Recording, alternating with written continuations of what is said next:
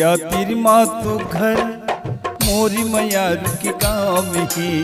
नदिया तीर मातु घर मोरी मैया रुके गाँव है। गवई गाँव चंदा रानी तोरे नाम है। गवई गाँव चंदा रानी तोरे नाम है। बड़े बिहनियल पैजन बाजे तोरी पाँव मिले। बड़े बिहनियल पैजन बाजे तोरी पाँव मिले। हमें अच्छा विदानी पानी भर ना मिले। हमें अच्छा विदानी पानी भर ना मिले। नदिया तीर मातु घर मोरी मैया रुके गाँव है।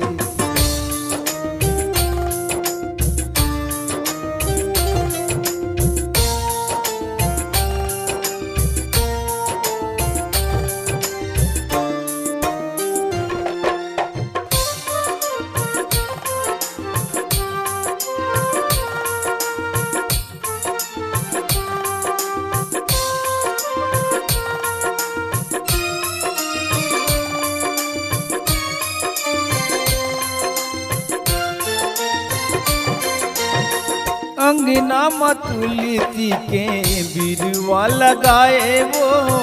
सोनी थाली दिए ना के दिए ना जलाए वो। अंगना मतुलसी के बिरवा लगाए वो। सोनी थाली दिए ना के दिए ना जलाए वो। बड़े बिहनियल चिरगुन चहके तोरी गाँव मिले। बड़े बिहनियल चिरगुन चहके तोरी गाँव मिले। हमें अच्छा विदानी पानी भर ना मिले। हमें अच्छा विदानी पानी भर ना मिले। नदिया तीर मातु घर मोरी मैया रुके गाँव है।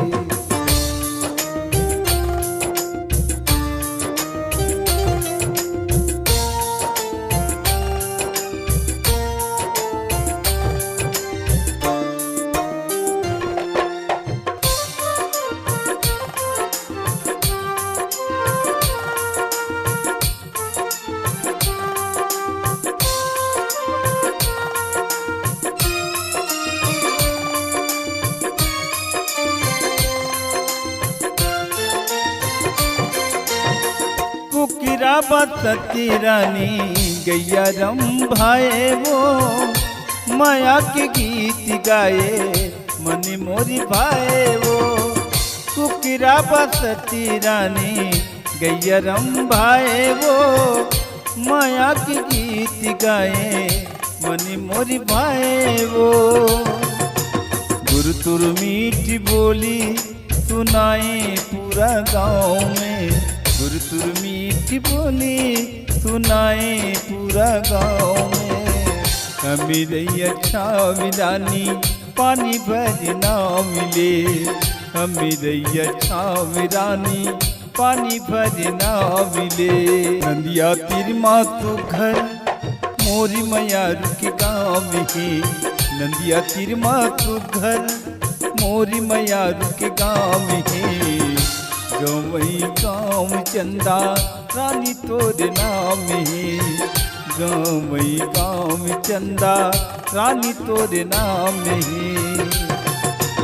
बड़े बिहनियल पैजन बाजे तोरी पाँव मिले। बड़े बिहनियल पैजन बाजे तोरी पाँव मिले। हमें अच्छा विदानी पानी भर ना मिले। हमें अच्छा विदानी पानी भर ना मिले। नदिया तीर मातु घर मोरी मैया रुके गाँव।